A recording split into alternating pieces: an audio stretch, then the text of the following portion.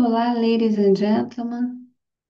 Esse vídeo é um tema que já foi pedido algumas vezes no Instagram e também já foi pauta de algumas consultorias. Uma dor comum dos meus clientes e potenciais clientes é a orientação sobre quando é o momento de contratar. Eu vou compartilhar aqui com você o mapa mental para a gente construir essa aula juntos, mas antes disso eu peço que você se inscreva no canal, deixe o seu like. E compartilhe esse conteúdo com alguém que possa se beneficiar e esteja precisando dessas informações aqui. Também fique à vontade para comentar, deixar algum feedback aqui no canal para que a gente consiga melhorar constantemente a nossa performance. Bom, eu quero, antes de me aprofundar nesse tema, introduzir um pouco sobre a minha experiência contratando e demitindo pessoas. Eu trabalho desde os meus 16 anos, atualmente eu estou com 33 anos no momento que eu gravo esse vídeo, e eu fiz demissões em ambientes presenciais, contratações também, mas especialmente demissões. No remoto, eu passei por essa experiência algumas vezes e me coloquei nessa condição justamente para aprender a lidar com esse tipo de situação.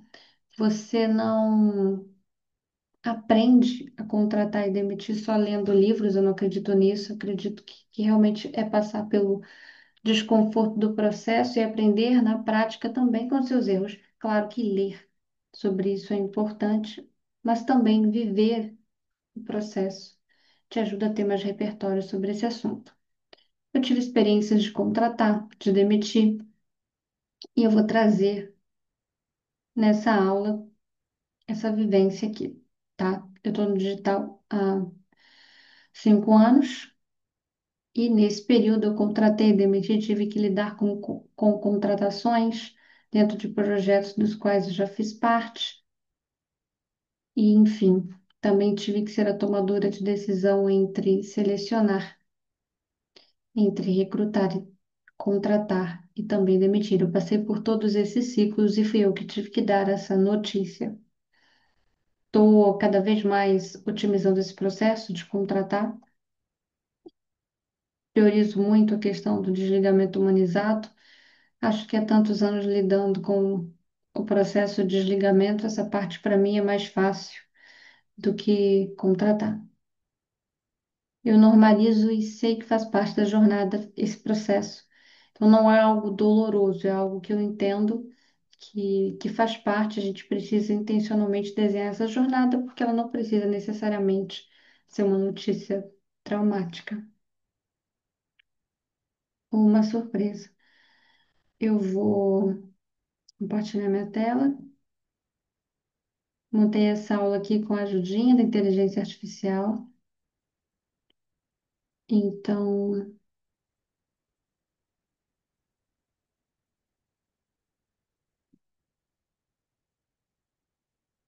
vamos lá. Deixa eu aumentar um pouquinho.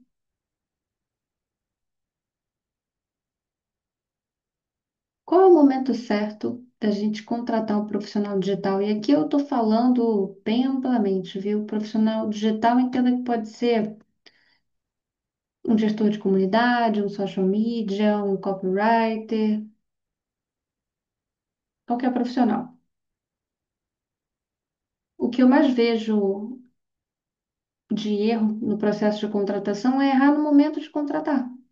Às vezes o teu negócio, às vezes você não está pronto nem maduro para contratar alguém no primeiro momento, e isso acaba tornando o processo muito rotativo, muito cansativo, extremamente desgastante, tá? Aqui nós temos princípios básicos. Eu estou gravando esse assunto também porque é algo que eu já recebi muitas perguntas e que eu, ao mesmo tempo, não encontro tanto conteúdo a respeito. Tanto você que tem uma empresa, uma agência, presta serviço, pode contratar alguém de forma recorrente, mensal ou até pontual, para demandas como freelancer. Em algum momento, você vai precisar lidar com essa dinâmica e acredito que esse vídeo possa te ajudar quando esse momento chegar, ou caso você já esteja nesse momento. Princípios básicos, identificação de necessidades. Avaliar se a empresa possui lacunas e habilidades digitais essenciais. Identificar áreas específicas que necessitam de expertise, como desenvolver um site, marca digital. Vamos supor que você está começando agora e você não tem muito orçamento. Você pode começar se organizando, criando seus processos internos, cultura da sua empresa, quais são os valores da sua empresa. Isso é o básico. Por que que a sua empresa existe? Você vai precisar comunicar isso para contratar. E a falta de alinhamento sobre isso, que é uma informação que parte de você, pode gerar muitas fricções e uma dificuldade muito grande de contratar e uma necessidade de ficar sempre demitindo, porque você não tem o básico estruturado. Então, não é só preciso no social media. É você entender que você não está contratando, principalmente se for PJ, tá? Você não está contratando alguém para fazer o trabalho para você. É alguém que vai trabalhar com você. Quando eu penso em PJ, eu penso em parceiro de negócio. Ele vai te complementar em algum braço que você esteja precisando naquele momento.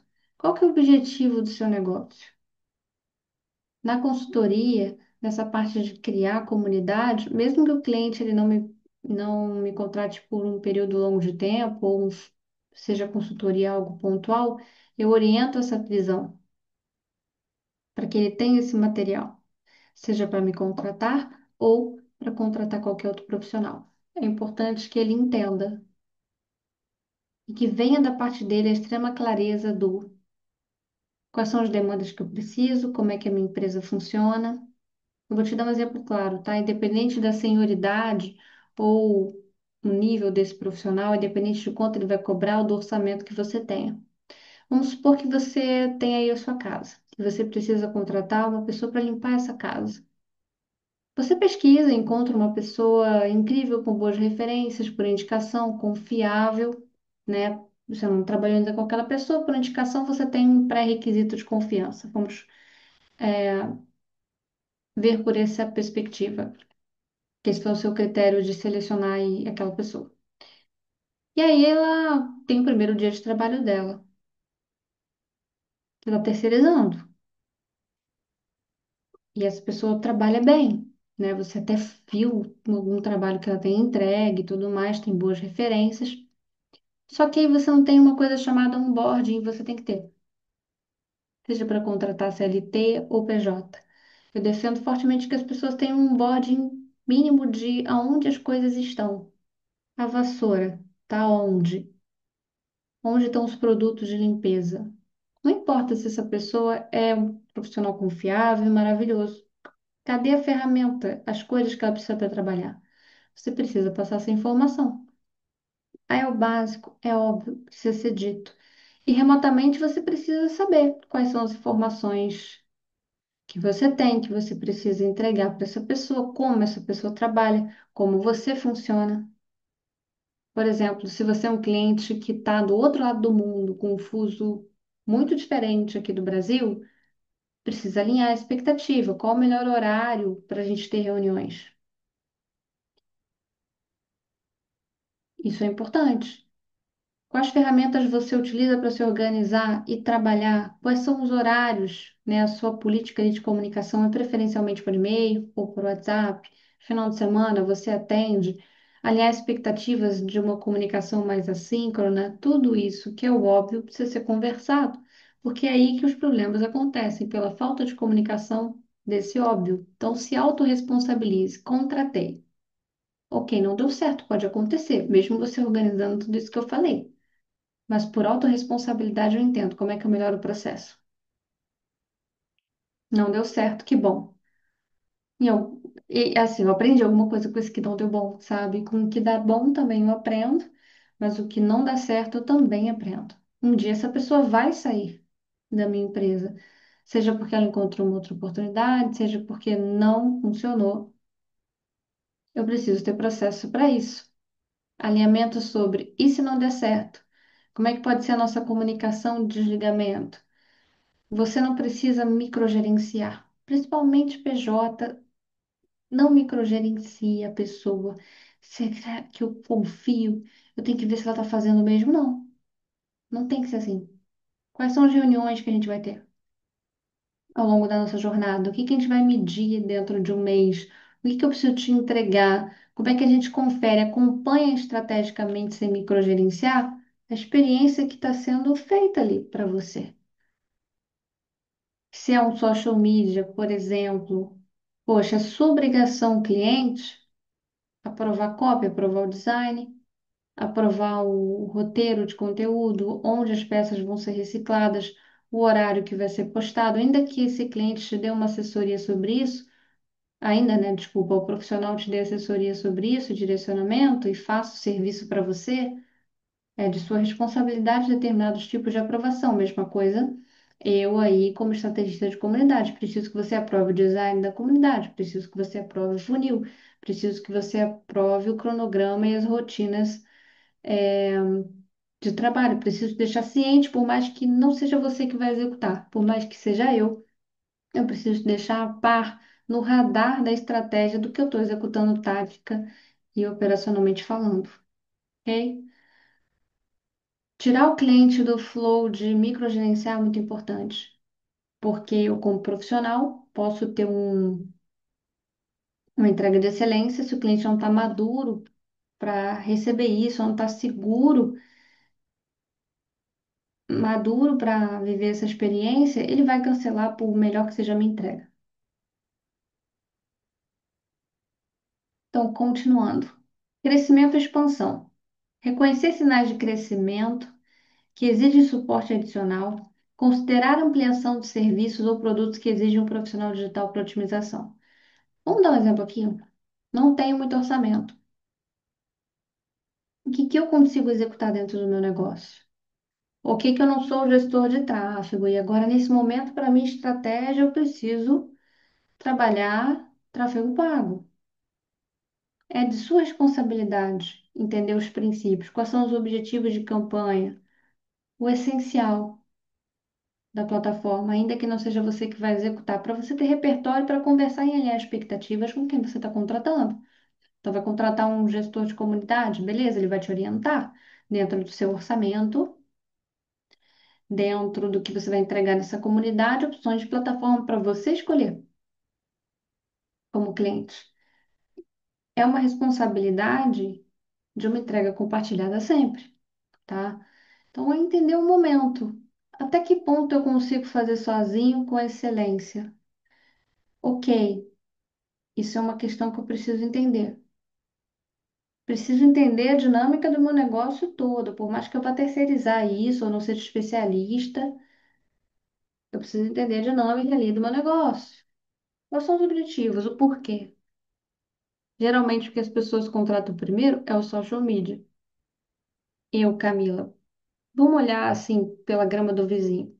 Vamos supor que eu sou o vizinho, Camila.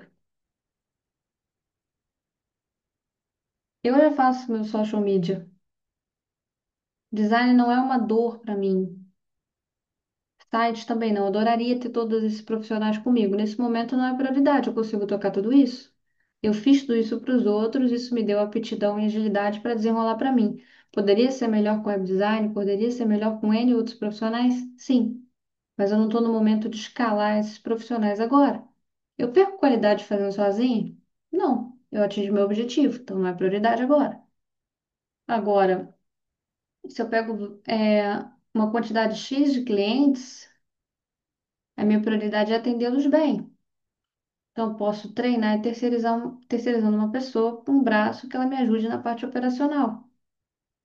Por exemplo, se eu vou num evento de marketing digital, por exemplo, falei exemplo duas vezes, né? Beleza. Eu prefiro investir no gestor de tráfego para rodar campanhas de visibilidade dentro desse evento. Para mim é mais estratégico do que o social media. Então depende do que você está priorizando na sua estratégia. Pensar em o que que eu vou vender, E como é que eu produzo conteúdo para vender isso é muito importante. Então não adianta só produzir conteúdo. Tá, o que que eu vou vender? Quais são os meus valores? Né? Qual é a minha estratégia de posicionamento de marca? Tudo isso vai te dar direção para o que você vai contratar primeiro ou o que você vai contratar naquele momento, tá? Eu não contrato correndo porque eu cresci. Eu planejo contratar para crescer. É diferente, tá? Bem diferente.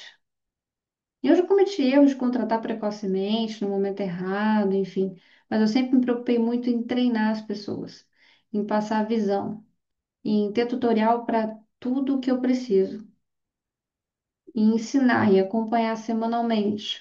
No primeiro momento é cansativo, porque você está investindo numa estrutura que você não sabe como vai vir o retorno disso e se vai vir. Mas investir em pessoas faz parte do jogo de ter um negócio. Então não é negociável que eu erre no meu treinamento, na passagem de visão do que eu quero e do que eu priorizo, do que eu valorizo. Bom, aplicações, exemplos práticos. Para gente, aqui aplicações nesse momento certo de contratar, vou ver aqui algumas sugestões que a IA nos trouxe aqui. Tá. Em exemplos práticos, nós temos empresas que lançam novos produtos e precisam de marketing para gerar visibilidade. Startups que estão crescendo rapidamente precisam de um especialista para gerenciar suas plataformas online. Existem muitas estruturas, tá? Eu, como especialista, se eu precisar de um outro braço complementar, eu não vou pegar um outro especialista, eu vou pegar um complementar operacional tático que consiga executar a minha visão. E eu não só vou passar a visão, mas vou passar a visão estruturada para que essa pessoa tenha condições e ferramentas para executar. O especialista, para mim, vai ser mais pontual do que fixo na minha estrutura, no meu modelo de negócio. Diretrizes de implementação. Definir claramente as metas e expectativas antes da contratação, que eu já falei aqui. Avaliar portfólio e experiências anteriores de candidatos para garantir que atendam às necessidades específicas da empresa. Interessante esse ponto. Vou falar como eu avalio aqui. Eu não avalio por onde a pessoa passou. Se ela passou numa grande empresa, numa expertise, tal. Eu avalio o histórico, como é que foi aquela experiência ali, quais resultados ela conseguiu construir com aquilo que ela tinha, porque é muito importante a gente conversar sobre esse contexto. E, hipoteticamente, diante do cenário que eu vou estar projetando aquela pessoa para trabalhar comigo, como ela resolveria rotinas e problemas comuns daquela demanda que eu estou precisando cobrir com a contratação dela. Então, como é que ela resolve? Qual foi a coisa mais desafiadora, né? Tem algumas perguntas que são chaves. Por exemplo, qual foi a questão mais desafiadora que você passou trabalhando com isso? Ok. E como é que você resolveu um problema dentro da sua área? Como você resolveria tal situação? Aí a gente entende se a pessoa tem expertise e habilidades comportamentais que a gente precise. Dependendo do que você está precisando, é algo que não é um lugar de liderança, ou não é um lugar tão expositivo, é um lugar mais executivo. Para um lugar mais executivo, eu preciso de determinadas características. Para um lugar mais expositivo de liderança, eu preciso de outras características. Eu preciso ler essa pessoa. Você que contrata alguém não está salvando ninguém. Você não vai salvar e criar habilidades. Com o tempo, você vai vendo onde a pessoa projeta melhor e aonde ela precisa melhorar. Se tiver espaço para feedback, você vai construindo e desenvolvendo isso junto com a pessoa. Precisa entender o que motiva a pessoa a trabalhar com você. Aqui nós vamos para este lado,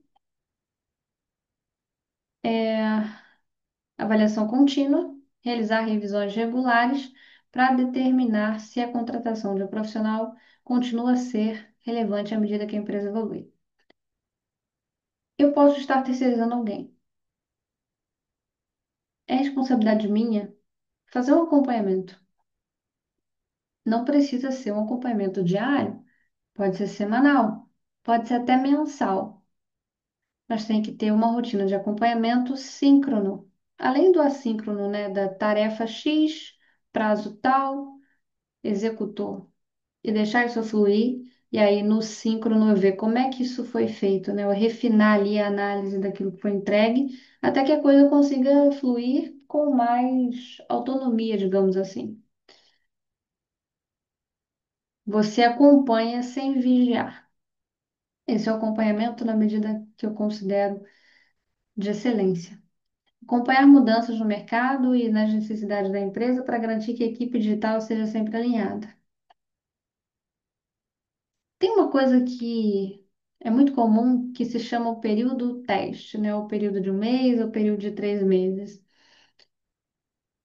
Eu valorizo muito mais, tendencialmente, soft skills do que skills técnicas, porque eu entendo que se a pessoa tem as habilidades comportamentais para aquilo que eu estou precisando, o técnico é apenas um detalhe.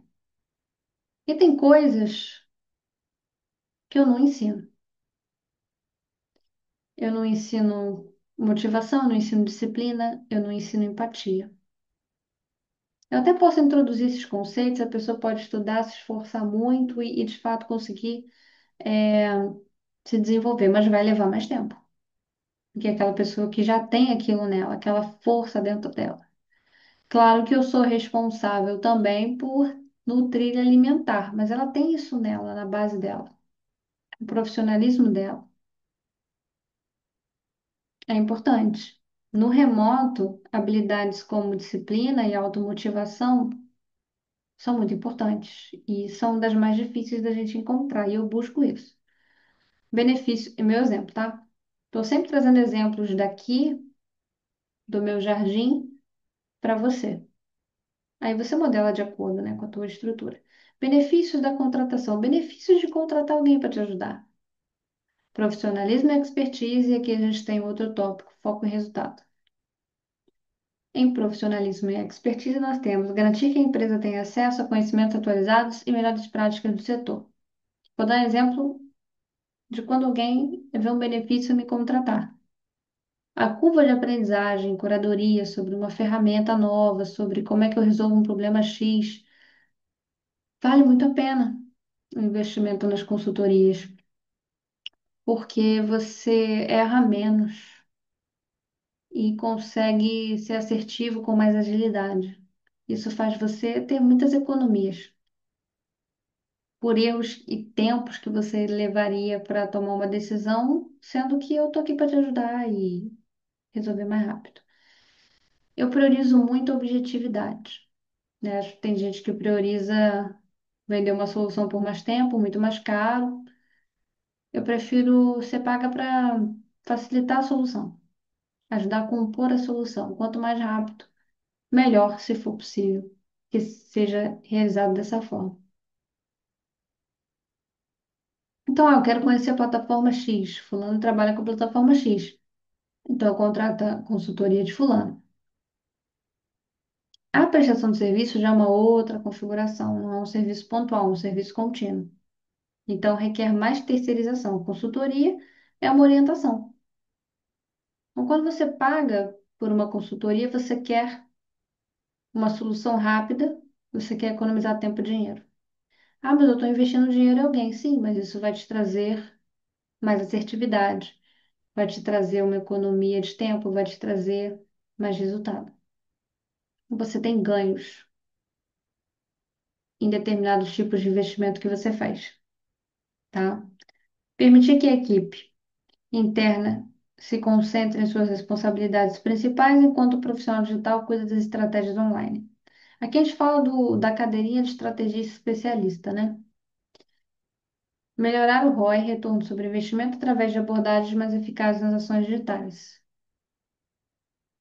Para quem está acostumado a ter um negócio físico, nunca contratou alguém para trabalhar num sistema remoto, é diferente. Liderar é diferente, contratar é diferente, demitir é diferente, gerenciar projeto é diferente. É uma dinâmica que a pauta é acompanhamento e resultado. Não é só uma pauta de vigilância e controle para, com base nisso, ter resultado. É uma outra dinâmica. Então, até para você liderar remotamente, numa contratação de um profissional digital, você precisa estudar um pouco sobre essa dinâmica. Porque às vezes você vai ser um cliente problemático, porque você não sabe trabalhar remotamente. Não é porque você quer ser assim, mas porque você não está preparado para o remoto. Geralmente, se o cliente me dá essa abertura, eu sempre oriento eles sobre boas práticas. Indicadores de necessidade, sinais de estagnação, reconhecer quando campanhas digitais não estão gerando o resultado esperado. Aqui é quando dá ruim, você pensa, preciso contratar. Poxa, estou burnoutando, estou ficando doente, talvez eu precise de ajuda. São casos extremos. Ou estou estagnado no meu resultado, preciso de uma outra perspectiva, um outro ponto de vista. Vou investir em alguém para me dar essa visão. Você contrata para melhorar resultado. Poxa, nós estamos tendo um quadro de muitos cancelamentos, nós estamos tendo um quadro de falta de engajamento. Com base no resultado, nos dados que eu tenho e nessa estagnação, eu preciso de ajuda. E para me manter atualizado também sobre boas práticas, até dentro do nicho que eu estou trabalhando. Se manter atualizado, né? Eu ofereço mentorias também, eu ofereço consultorias, eu ofereço assessoria, que são acompanhamentos estratégicos. Eu estou alugada por X horas dentro de um formato de prestação de serviço para orientar você e seu time a destravar e obter resultado através da sua comunidade. E eu também presto serviço. Eu prefiro muito mais os acompanhamentos. Gosto muito mais de ensinar. É o que eu me descobri depois de anos fazendo, né? E você precisa entender que tipo de formato de prestação de serviço você também está precisando nesse momento. Você quer alguém fixo ou alguém pontual? Dependendo da tua necessidade, o teu modelo de contratação para aquela solução vai ser algo pontual. Vai ser algo realmente cirúrgico para destravar toda uma jornada de resultado e desempenho. Você pode precisar desse acompanhamento por mais tempo, por um tempo específico para um determinado contexto e cenário. Você pode estar precisando terceirizar. Vamos supor que você já está maduro com a estratégia, mas precisa de apoio na execução. É o melhor cliente que tenho, porque é o cliente consciente da necessidade. É o cliente que ele consegue se virar sozinho, mas para escalar ele precisa de braço. Então ele conhece os processos, ele tem gestão. Na hora que essa pessoa contrata, é muito mais fluido e assertivo o processo. Ele sabe do que ele precisa. Ele está aberto a ouvir, mas ao mesmo tempo ele é um cara maduro, porque ele entende, ele tem uma empatia para contratar, porque ele viveu o processo. É o melhor perfil de cliente que tem para prestação de serviço, na minha visão. Deixa eu só voltar para a tela principal. Bom, eu espero que você tenha gostado dessa aula. É um conteúdo muito pedido. É com base em vivências também do campo de batalha que eu compartilho aqui.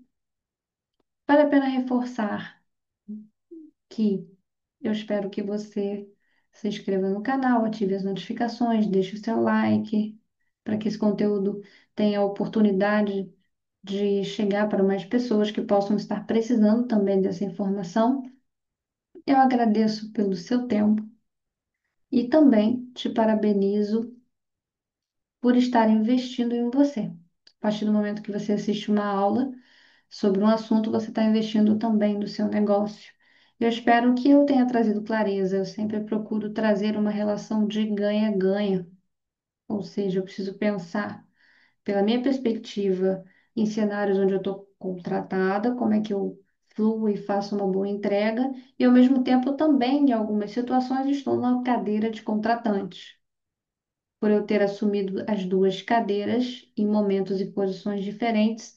Isso me dá mais repertório e empatia para entender como equilibrar as relações de contratação, que exige posicionamento e diplomacia também, pontualmente, para que a gente consiga trabalhar com os clientes, né?